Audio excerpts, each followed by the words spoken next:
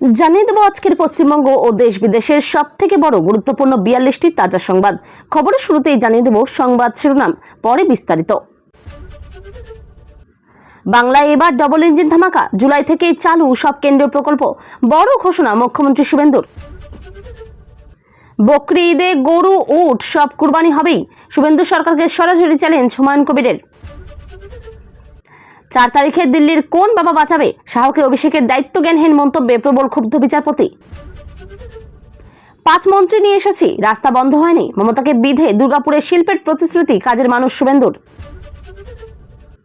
অভিষেকের স্ত্রী শায়নী ঘোষ, 7 ট্যাঙ্ক লেনের ফ্ল্যাটের মালিকদের নাম ঘিরে চরম বিভ্রান্তি। বিজেপি কংগ্রেস নয়, ভরসা ককরোচ জনতা পার্টি, অনুরাগ কাশ্যপ সহ হুড়মুড়িয়ে যোগ দিলেন আর কারা। মাদ্রাসায় বন্দে মাতরম গাওয়া বাধ্যতামূলক, নতুন নির্দেশ দিল মুখ্যমন্ত্রী শুভেন্দু অধিকারীর সরকার। মুখ্যমন্ত্রী হয়ে প্রথমবার বেলুড় মঠে গিয়ে নতমস্তক শুভেন্দু, স্বামীজির আদর্শে শিক্ষা, স্বাস্থ্য, সেবা ও আধ্যাত্মিকতার প্রসারের বার্তা। তৃণমূলের ফ্লপ শো, শিয়ালদহে উচ্ছেদ প্রতিবাদে হাতে গোনা কর্মী নিয়ে বিক্ষোভে ৩ বিধায়ক। ইস্তফা দিতে পারেন ফিরহাদ, অশনির সংকেত দেখে দলীয় কাউন্সিলরদের বৈঠকে ডাকলেন মমতা। ব্যবসা গরমেও ফলতায় বুথে জনজোয়ার, জাহাঙ্গীরের এলাকা শুনশান, একাধিক বুথে নেই জোড়াফুলের এজেন্ট। এক ভোটার দিলেন ৩ বার ভোট, ফলতায় আলাদাই মেকানিজম। রেড রোডে চিরতরে বন্ধ হতে পারে ঈদের নামাজ, বিকল্প কোন জায়গার কথা ভাবছেন নবান্ন। নেত্রীর ডাকা বৈঠকে গড়হাজির একাধিক মেয়র পরিষদ, বিক্ষোভেও নেই ৪৬ এমএলএ, বড়সড় ভাঙনের ইঙ্গিত তৃণমূলে। দিল্লি নামলেই তিহার জেলে নিয়ে যাবে, হুড়মুড়িয়ে বাড়তেই ককরোচ জনতা পার্টির প্রতিষ্ঠাতার বিস্ফোরক দাবি। বেতন ৭০,০০০, তাহলে বছরে কোটি টাকা আসে কোথা থেকে? ডায়মন্ড হারবারের সাংসদ অভিষেকের আয়ের উৎস জানলে চমকে যাবেন। পশু জবাই আইন কার্যকর ছিল না, দাবি বিকাশের, তাহলে প্রতি বছর বিজ্ঞপ্তি জারি হতো কেন? পাল্টা প্রশ্ন তুলল হাইকোর্ট। ১৩ দিনেই পরিবর্তনের সাক্ষী কালীঘাট, মমতার সামনেই চ্যালেঞ্জের মুখে অভিষেক, প্রশ্ন জোর করে চাপা দেওয়া যায় না। মুখে মাস্ক, ফলতায় ভোট দিয়েই হন্তদন্ত হয়ে ছুটলেন রেজিনা, জাহাঙ্গীর কোথায়? প্রশ্ন শুনেই মুখে কুলুপ। কিভাবে অনুপ্রবেশকারীদের চিহ্নিত ও রাজ্য ছাড়া করা হবে? ডিটেনশন সেন্টার নিয়ে কি বলা আছে কেন্দ্রের নির্দেশিকায়? ফলতার ফাঁকা মাঠে গোল দিয়ে ২০৮ করার অপেক্ষায় বিজেপি, অন্যদিকে রাতারাতি ধস নামার ইঙ্গিত অভিষেকের নকল করে। কারো দাদাগিরি চলবে না, তৃণমূল নেতাদের সিন্ডিকেট রাজ রুখতে এবার কোন জিরো টলারেন্স নীতি নিলেন মুখ্যমন্ত্রী শুভেন্দু? জেলের ভেতরেই আবার গ্রেপ্তার শেখ শাহজাহান, তোলা হলো আদালতে। ভোট দিলে শ্মশানে পুড়িয়ে দেবে বলেছিল, ফলতায় পুষ্পা জামানার অবসান ঘটিয়ে উৎসবে মাতলেন ভোটাররা। কোনো পঞ্চায়েত অফিস বন্ধ হবে না, সকলে পরিষেবা পাবেন, আশ্বাস মুখ্যমন্ত্রীর। আদালতের অনুমতি ছাড়া দেশের বাইরে যেতে পারবেন না, হাইকোর্টের নির্দেশে অস্বস্তিতে অভিষেক। আয় বহির্ভূত সম্পত্তির অভিযোগ তুলে গ্রেপ্তার করা হতে পারে, আশঙ্কা প্রকাশ করে হাইকোর্টে অদিতি মুন্সি, তার স্বামী দেবরাজ। বাংলাদেশে অনুপ্রবেশকারী ধরা পড়লে কোর্টে পেশ করবেন না, সীমান্তে পাঠিয়ে দিন বিএসএফ চৌকিতে, নির্দেশ দিলেন মুখ্যমন্ত্রী। তোলাবাজি থেকে ভোট সন্ত্রাস, আদালতে ধৃত তৃণমূল নেতাকে দেখে চোর স্লোগান আইনজীবীদের। মদের দোকানের আড়ালে মধুচক্র, ঘণ্টা হিসেবে ঘর ভাড়া, ঝাঁটা হাতে প্রতিবাদ স্থানীয় মহিলাদের। খারাপ খবর, আর মিলবে না কন্যাশ্রীর ২৫,০০০, বন্ধ হতে চলেছে প্রকল্প, নয়া আপডেট। সরকারি শীর্ষ আধিকারিকদের জন্য কড়া নির্দেশিকা, অনুমতি ছাড়া সংবাদ মাধ্যমে মন্তব্য বা তথ্য ফাঁস নয়, নির্দেশ নবান্নের। ৩০শে মে ডিএ নিয়ে বড় ঘোষণা, নবান্নে মেগা বৈঠকে মুখ্যমন্ত্রী শুভেন্দু অধিকারী, সরকারি কর্মচারীদের জন্য আসছে সুখবর। তৃণমূল জমানার ভোট জট এক ফুৎকারে ওড়ালেন শুভেন্দু, চলতি বছরেই হাওড়া পুর নিগমে ইভিএম এর লড়াই, কাঁপছে রাজনৈতিক দলগুলো। ভোটার তালিকা থেকে গায়েব লাখ লাখ নাম, নজিরবিহীন দাবি করে ট্রাইব্যুনাল ডাকার দাবি নওশাদের, চাপে নতুন শাসক দল। কুরবানি হবেই, চ্যালেঞ্জ হুমায়ুনের, পাল্টা শ্রমিকের বার্তা, পাবলিক খুব রেগে আছে। একের বেশি অ্যাকাউন্ট খুললেই ১০,০০০ টাকার জরিমানা, করার নির্দেশ দিল আরবিআই, নতুন নিয়মে কি বলা আছে? বুকে জড়িয়ে যোগদান করিয়েছিলেন অভিষেক। পুষ্পার পথেই পিঠটান নন্দীগ্রামের পবিত্রর। থানাতেও ভয় আউট, ভরসাহীন, চেয়ারে বসতেই মিলছে শীতল পানীয় জল।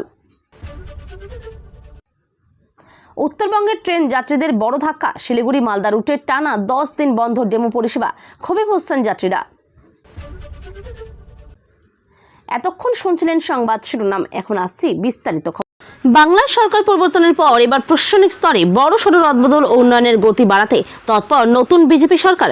বৃহস্পতিবার দুর্গাপুরে এক গুরুত্বপূর্ণ প্রশাসনিক বৈঠক শেষে একগুচ্ছ বড় ঘোষণা করলেন রাজ্যের নবনিযুক্ত মুখ্যমন্ত্রী শুভেন্দু অধিকারী। তিনি স্পষ্ট জানিয়ে দিলেন, আগামী জুলাই মাস থেকেই কেন্দ্রের সমস্ত জনকল্যাণমূলক প্রকল্প বাংলায় পুরো দমে চালু হয়ে যাবে।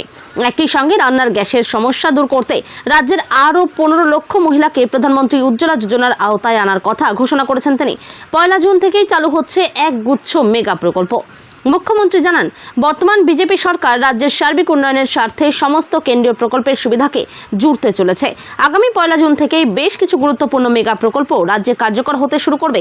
তালিকায় রয়েছে কোন কোন প্রকল্প: আয়ুষ্মান ভারত, প্রধানমন্ত্রী আবাস যোজনা, জল জীবন মিশন, প্রধানমন্ত্রী মৎস্য সম্পদ যোজনা, পিএম শ্রী স্কুল ও পিএম বিশ্বকর্মা যোজনা। পঞ্চায়েত অফিস আর বন্ধ থাকবে না, কড়া বার্তা মুখ্যমন্ত্রীর। এদিন পুরসভা ও পঞ্চায়েত পরিচালনা নিয়ে একটি উচ্চ পর্যায়ের বৈঠক করেন মুখ্যমন্ত্রী শুভেন্দু অধিকারী। পূর্বতন সরকারের দিকে আঙ্গুল তুলে তিনি বলেন, রাজ্যে আর কোনো পঞ্চায়েত অফিস বন্ধ থাকবে না, সচিবেরা নিয়মিত কাজ করবেন। বর্তমানে পঞ্চায়েত পরিষেবা বন্ধ রাখার চক্রান্তের জন্য সাধারণ মানুষের সব কাজ আটকে আছে। পঞ্চায়েত সদস্যদের অনেকেই এলাকা ছেড়ে পালিয়ে গেছেন। বিরোধীদের বার্তা।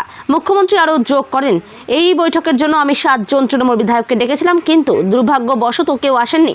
অথচ আগের সরকারের আমলে প্রশাসনিক বৈঠকে বিরোধীদের ডাকার সৌজন্যটুকুই দেখানো হতো না। বকরি ঈদকে সামনে রেখে পশ্চিমবঙ্গে কুরবানি নিয়ে নতুন করে বিতর্ক শুরু হয়েছে। রাজ্য সরকারের তরফে পশু জবাই নিয়ে কড়া নির্দেশিকা জারি হওয়ার পর থেকেই রাজনৈতিক উত্তেজনা বাড়ছে। এই পরিস্থিতিতে এবার প্রকাশ্যে সরব হলেন এজেইউপি নেতা হুমায়ুন কবির। তিনি স্পষ্ট জানিয়ে দিয়েছেন, কোনোভাবেই কুরবানি বন্ধ করা যাবে না। অন্যদিকে রাজ্যের নিয়ম মেনেই চলার কথা জানিয়েছে নাখোদা মসজিদ এবং ফুরফুরা শরীফ। কুরবানি নিয়ে হুমায়ুন কবিরের মন্তব্য। হুমায়ুন কবির বলেন, ঈদের দিন কুরবানি হবেই। তার দাবি, গরু, ছাগল, উট কুরবানির উপযুক্ত সব পশুরই কুরবানি হবে, কেউ তা আটকাতে পারবে না বলেও মন্তব্য করেন তিনি। তার কথায় বহু বছর ধরে এই ধর্মীয় প্রথা চলে আসছে এবং ভবিষ্যতেও তা চলবে। তিনি আরও বলেন, কেউ বাধা দেওয়ার চেষ্টা করলেও সেই কথা মানা হবে না। এই মন্তব্যের মাধ্যমে কার্যত শুভেন্দু অধিকারীর নেতৃত্বাধীন রাজ্য সরকারকে নিশানা করেছেন হুমায়ুন। কি বলছে রাজ্যের নির্দেশিকা? গত 13ই মে পশু জবাই নিয়ে নতুন নির্দেশিকা জারি করে রাজ্য সরকার। 2018 সালের কলকাতা হাইকোর্টের রায় এবং 1950 সালের পশ্চিমবঙ্গ পশু জবাই নিয়ন্ত্রণ আইন মেনেই এই নিয়ম আনা হয়েছে। সরকারি নির্দেশ অনুযায়ী গরু, বলদ, ষাঁড় ও মোষের মতো পশুর বয়স 14 বছরের কম হলে সাধারণভাবে তাদের জবাই করা যাবে না। তবে কোনো পশু গুরুতর অসুস্থ, আহত বা অক্ষম হলে বিশেষ ক্ষেত্রে অনুমতি দেওয়া হতে পারে।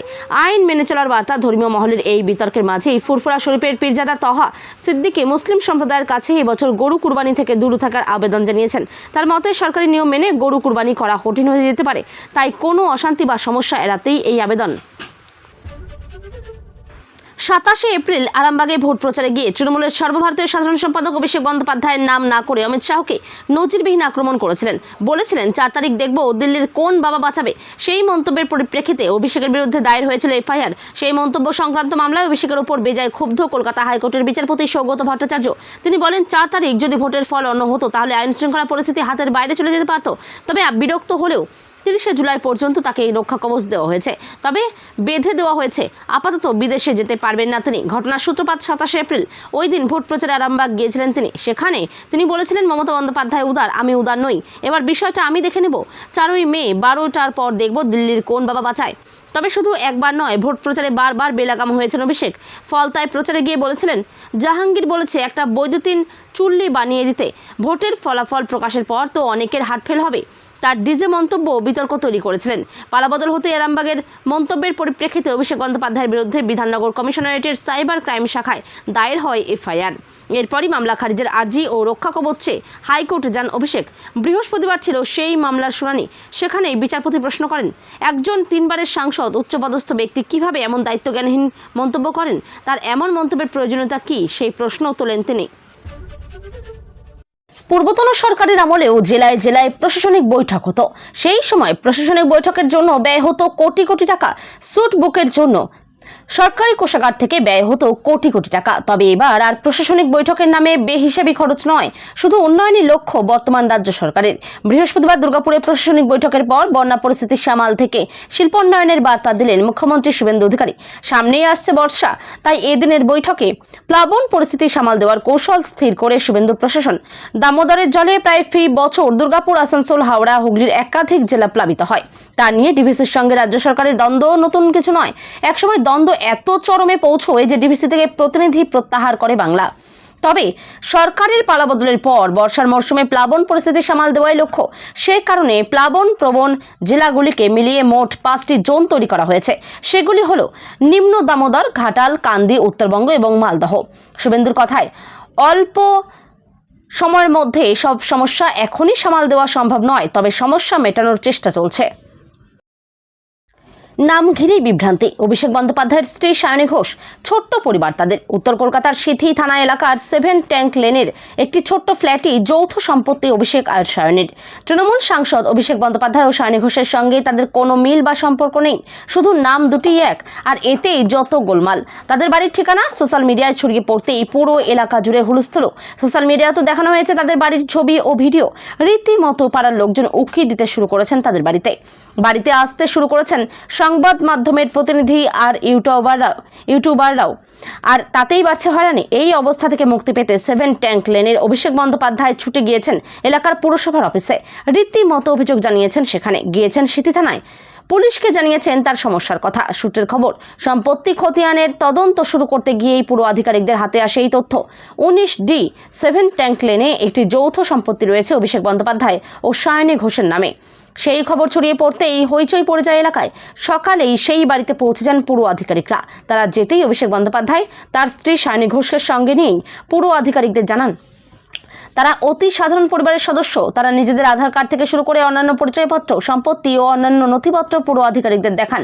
এরপর পুরো আধিকারিকরা বিশ্বাস করেন যে নামেই বিভ্রাট হয়েছে। অভিষেক ও সায়নী পুরো আধিকারিকদের জানান তারা গত 3 বছর ধরে এই বাড়িতে রয়েছেন। তিনি ও তার স্ত্রী কোনো রাজনৈতিক দলের সঙ্গেও যুক্ত নন। অভিষেক ও তার স্ত্রী দুজনেই চাকুরিরত। ককরোচ জনতা পার্টি। বিজেপি কংগ্রেসের জনপ্রিয়তাকে টেক্কা দিয়ে এই নয়া রাজনৈতিক দলেই বর্তমানে মজে সমুদ্র হিমাচলের 8 থেকে 80 প্রজন্ম। এই ককরোচ গ্যাংয়ের আবির্ভাব জেনজির হাত ধরে হলেও উন্মাদনা কিন্তু নানা প্রজন্মের মধ্যে ছড়িয়ে পড়েছে। তাৎপর্যপূর্ণ বিষয় হলো, বিজেপি কংগ্রেস নয়, এই দলেই বর্তমানে ভরসা খুঁজে পাচ্ছেন খ্যাতনামা ব্যক্তিত্বরা। যে তালিকায় সিনে দুনিয়ার সেলেবরা তো রয়েছেন, উপরন্তু রাজনৈতিক ময়দানের চেনা ব্যক্তিত্বরাও যোগদানের ইচ্ছে প্রকাশ করেছেন। শুনানির সময় বিচারপতি বলেন, বেকার তরুণীদের একাংশ আরশোলার মতো আচরণ করেন। দেশের প্রধান বিচারপতির এহেন মন্তব্য ঘিরে চর্চা শুরু হয় সোশ্যাল মিডিয়ায়, বিতর্ক ও তুঙ্গে। আপাতভাবে এটিকে রাজনৈতিক দল মনে হলেও বিষয়টা কিন্তু ঠিক সেরকম নয়। বলা যেতে পারে এটি প্রতীকী বা ব্যঙ্গাত্মক রাজনৈতিক দল। এহেন প্রতীকী প্রতিবাদের সূত্রপাত সুপ্রিম কোর্টের প্রধান বিচারপতি সূর্যকান্তের সাম্প্রতিক এক মন্তব্যকে কেন্দ্র করে, যা নিয়ে বিতর্ক ও তুঙ্গে। আদালতে শুনানির সময় বিচারপতি বলেন, বেকার তরুণীদের একাংশ আরশোলার মতো আচরণ করেন। দেশের প্রধান বিচারপতির এহেন মন্তব্য ঘিরে চর্চা শুরু হয় সোশ্যাল মিডিয়ায়। নিন্দায় সরব হন নেট ভুবনের একাংশ। এরপরই নেট মৌজায় ককরোচ জনতা পার্টির আবির্ভাব। যে প্রতীকী দলে মজে বলিউড সেলেবরাও। জন্মের 5 দিনের মধ্যেই প্রত্যেক মিনিটে হু করে বাড়ছে এই জনতা দলের সদস্য সংখ্যা। বলা ভালো, অনুসরণকারী কে নেই সেই তালিকায়? কীর্তি আজাদ, মহুয়া মৈত্রের মতো তৃণমূলের তাবর সাংসদরা আগেই এই দলে নাম লেখানোর ইচ্ছে প্রকাশ করেছেন। এবার বলিউড তারকাদের হুড়মুড়িয়ে যোগদানের খবর প্রকাশ্যে। অনুরাগ কাশ্যপ, অভিনেত্রী দিয়া মির্জা, কঙ্গনা সেন শর্মা, এশা গুপ্তা, ফতিমা সানা শেখ, পরিচালক কুনাল কোহলি থেকে কৌতুক শিল্পী কুনাল কামরাও রয়েছেন ককরোচ জনতা পার্টির সোশ্যাল সদস্যের তালিকায়। মাদ্রাসায় প্রতিদিন ক্লাস শুরু হওয়ার আগে প্রার্থনার সময় বন্দে মাতরম গাওয়া বাধ্যতামূলক। এর নির্দেশ অবিলম্বে কার্যকর হবে বলেও জানানো হয়েছে। রাজ্যের সমস্ত মাদ্রাসায় এবার থেকে ক্লাস শুরুর আগে প্রার্থনার সময় বাধ্যতামূলকভাবে বন্দে মাতরম গাইতে হবে। রাজ্যের বিজেপি সরকারের মাদ্রাসা শিক্ষা দপ্তরের তরফে জারি হওয়া এক নতুন নির্দেশিকায় এই সিদ্ধান্তের কথা জানানো হয়েছে। সোমবার 19 মে 2026 তারিখে এই নির্দেশ জারি করেছে মাদ্রাসা শিক্ষা ডিরেক্টরেট। ওই নির্দেশিকায় বলা হয়েছে, প্রতিদিন বিদ্যালয়ের অ্যাসেম্বলি বা প্রার্থনার সময় বন্দে মাতরম গাওয়া বাধ্যতামূলক। এই নির্দেশ অবিলম্বে কার্যকর হবে বলেও স্পষ্ট জানানো হয়েছে। একই সঙ্গে আগের মতো প্রচলিত নির্দেশ বা প্রথাকে বাতিল করে নতুন এই নিয়ম চালু করা হয়েছে। সরকারি সূত্রে জানা গেছে, এই নির্দেশ সংশ্লিষ্ট কর্তৃপক্ষের অনুমোদন নিয়েই জারি করা হয়েছে, অর্থাৎ উচ্চস্তরের প্রশাসনিক সম্মতি পাওয়ার পরই সিদ্ধান্ত কার্যকর করা হয়েছে বলে দাবি শিক্ষা দপ্তরের। বৃহস্পতিবার বেলুর মঠে গিয়ে মূল মন্দির এবং অন্য মন্দিরগুলির দর্শন করেন মুখ্যমন্ত্রী। সেখানে পুজোও দেন তিনি। দেখা করেন বেলুর মঠের অধ্যক্ষ গৌতমানন্দজি মহারাজের সঙ্গে। অন্য মহারাজদের সঙ্গেও সাক্ষাৎ করেন তিনি। মুখ্যমন্ত্রী হওয়ার পরেই প্রথমবার বেলুর মঠে গেলেন শুভেন্দু অধিকারী। বৃহস্পতিবার হাওড়া জেলায় প্রশাসনিক বৈঠক রয়েছে মুখ্যমন্ত্রীর। তার আগে সকালে বেলুর মঠে যান তিনি। প্রায় ঘণ্টা খানেক সেখানে ছিলেন মুখ্যমন্ত্রী। বেলুর মঠ থেকে তাকে স্বামী বিবেকানন্দের বই এবং ফুলের তোড়া উপহার দেওয়া হয়। মুখ্যমন্ত্রীও স্বামীজির আদর্শের কথা তুলে ধরেন, জানান শিক্ষা, স্বাস্থ্য সেবা এবং আধ্যাত্মিকতার প্রসার হওয়া দরকার। বৃহস্পতিবার বেলুর মঠে গিয়ে মূল মন্দির এবং অন্য মন্দিরগুলি দর্শন করেন মুখ্যমন্ত্রী। সেখানে পুজোও দেন তিনি। দেখা করেন বেলুর মঠের অধ্যক্ষ গৌতমানন্দজি মহারাজের সঙ্গে। অন্য মহারাজদের সঙ্গেও দেখা করেন তিনি। মুখ্যমন্ত্রীকে বেলুর মঠে স্বাগত জানানোর জন্য অপেক্ষা করছিলেন মহারাজরা। শুভেন্দু সেখানে পৌঁছে প্রথমেই নতমস্তক হয়ে প্রণাম করেন তাকে ফুলের মালা পরিয়ে স্বাগত জানান মহারাজেরা। এরপরই মঠ দর্শন করতে করতে অন্য মহারাজদের সঙ্গেও সাক্ষাৎ করেন মুখ্যমন্ত্রী। তাদের সকলকেই নতমস্তকে প্রণাম করেন তিনি। তাদের সঙ্গে শুভেচ্ছা বিনিময় করেন মুখ্যমন্ত্রী। ভোটে হারের পর এই প্রথম পথে প্রতিবাদে দেখা গেল তৃণমূল কংগ্রেসকে। বুধবার ভোট পরবর্তী হিংসা ও হকার উচ্ছেদের প্রতিবাদে বিধানসভায় ধর্নায় বসেছিলেন তৃণমূলের বিধায়করা। বর্তমানে তৃণমূলের বিধায়ক সংখ্যা ঠেকেছে 80-তে, কিন্তু বুধবার বিধানসভার প্রতিবাদ কর্মসূচিতে দেখা যায়নি দলের 50 বিধায়ককেই। বৃহস্পতিবারও গুটিকত কর্মী নিয়ে শিয়ালদহ স্টেশনে দেখা গেল তৃণমূলের 3 বিধায়ককে। 4ই মের ফল প্রকাশের আগে পর্যন্ত রাজ্যের শাসনভার ছিল তাদের হাতে। দহরম মহরম কম ছিল না। নেত্রীর এক ডাকে হাজির হাজার কর্মী। তবে ক্ষমতা হাত থেকে যেতেই সম্পূর্ণ ভোলবদল। দলনেত্রীর নির্দেশ মতো বৃহস্পতিবার হাওড়া, শিয়ালদহ ও বালিগঞ্জে হকার উচ্ছেদের প্রতিবাদ কর্মসূচির পরিকল্পনা ছিল। সেই মতোই দলের ওবিডিয়েন্ট 3 বিধায়ক শুক্রবার শিয়ালদহে প্লাস্টিকের ট্রিপল পেতে চোং হাতে বিক্ষোভ কর্মসূচি পালন করেন। তবে ভোটের ফল প্রকাশের পর থেকে গ্রাসরুট লেভেলের কর্মীদের মধ্যে যে অনীহা চরমে, তা এদিনও আরও একবার প্রকাশ এলো। হাতে গোনা কয়েকজন কর্মী নিয়ে এদিন বিক্ষোভ কর্মসূচিতে দেখা গেল বিধায়ক কুণাল ঘোষ, নয়না বন্দ্যোপাধ্যায় ও মদন মিত্রকে। অন্যদিকে হাওড়ায় মুখ্যমন্ত্রী শুভেন্দু অধিকারীর কর্মসূচির জন্য তৃণমূলের বিক্ষোভে অনুমতি দেয়নি পুলিশ। বালিগঞ্জ স্টেশন চত্বরে অনুমতি অমিল থাকায় বিক্ষোভ কর্মসূচি পালনই করতে পারেনি তৃণমূল। সদ্য সমাপ্ত বিধানসভা নির্বাচনে তড়ি ডুবেছে তৃণমূল কংগ্রেসের। যে কলকাতা তাদের খাস গড় ছিল, সেখানেও 11টি বিধানসভা আসনের মধ্যে 6টি গিয়েছে বিজেপির দখলে। এর প্রভাব পড়ছে কলকাতা পুরসভাতেও। 144টি ওয়ার্ডের মধ্যে 102টিতেই এগিয়ে বিজেপি প্রার্থীরা। কলকাতা পুরসভা এখনও খাতায় কলমে তৃণমূল কংগ্রেসের দখলে থাকলেও এরপর একের পর এক ঘটনায় কার্যত খুঁটি নড়ে গিয়েছে তা স্পষ্ট। মেয়র ফিরহাদ হাকিমের অজ্ঞাতসারে অভিষেক বন্দ্যোপাধ্যায়ের বাড়িতে বিল্ডিং বিভাগের তরফে ভাঙার নোটিশ, শপত্র মালা রায়ের বিরুদ্ধে অস্ত্র মামলার ঘটনা ঘটেছে। রাজনৈতিক মহলে জোর চর্চা, ফিরহাদ হাকিম মেয়র পদ থেকে ইস্তফা দিতে পারেন, তা নাকি তিনি দলনেত্রী মমতা বন্দ্যোপাধ্যায়কে জানিয়েওছেন। এতে অশনির সংকেত টের পেয়েই দলকে আগলাতে দলীয় কাউন্সিলরদের তড়িঘড়ি বৈঠক ডাকলেন তৃণমূল সুপ্রিমো। জানা যাচ্ছে শুক্রবার বিকেল 4টে কালীঘাটের বাড়িতে বৈঠক করবেন মমতা বন্দ্যোপাধ্যায়। শুক্রবার দুপুর থেকে পৌরসভায় অধিবেশন শুরু হওয়ার কথা ছিল, কিন্তু বৃহস্পতিবার বিজ্ঞপ্তি দিয়ে জানানো হয়েছে ওই অধিবেশন আপাতত বাতিল। তারপর বিকেলে ওই বৈঠক ডাকা হয়েছে কালীঘাটে। সূত্রের খবর, দলীয় কাউন্সিলরদের ওই বৈঠকে থাকবেন অভিষেক বন্দ্যোপাধ্যায়।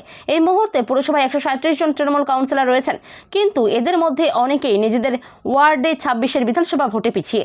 বিজেপি রাজ্যের ক্ষমতায় আসতেই তারা আরও কোণঠাসা। এই অবস্থায় ফিরহাদ হাকিমের ইস্তফা জল্পনায় আরও ডামাডোল তৈরি হয়েছে। শুক্রবার দুপুর থেকে পুরসভায় অধিবেশন শুরু হওয়ার কথা ছিল, কিন্তু বৃহস্পতিবার বিজ্ঞপ্তি দিয়ে জানানো হয়েছে ওই অধিবেশন আপাতত বাতিল। তারপর বিকেলে ওই বৈঠক ডাকা হয়েছে কালীঘাটে। সূত্রের খবর, দলীয় কাউন্সিলরদের ওই বৈঠকে থাকবেন অভিষেক বন্দ্যোপাধ্যায়। এই মুহূর্তে পুরসভায় 137 জন তৃণমূল কাউন্সিলর রয়েছেন, কিন্তু এদের মধ্যে অনেকেই নিজের ওয়ার্ডে 26-এর বিধানসভা ভোটে পিছিয়ে। বিজেপি রাজ্যের ক্ষমতায় আসতেই তারা আরও কোণঠাসা। এই অবস্থায় ফিরহাদ হাকিমের ইস্তফা জল্পনায় আরও ডামাডোল তৈরি হয়েছে। আগামী ডিসেম্বরে কলকাতা পুরসভার ভোট হওয়ার কথা, তবে নিয়ম অনুযায়ী রাজ্য সরকার চাইলে এই ভোট এগিয়ে নিয়ে আসতে পারে। সূত্রের খবর, মেয়র পদে থাকা ফিরহাদ হাকিম সত্যিই যদি ইস্তফা দেন, তাহলে হয়তো প্রশাসক না বসিয়ে আগেই নির্বাচনের পথে হাঁটতে পারে রাজ্যের নতুন সরকার।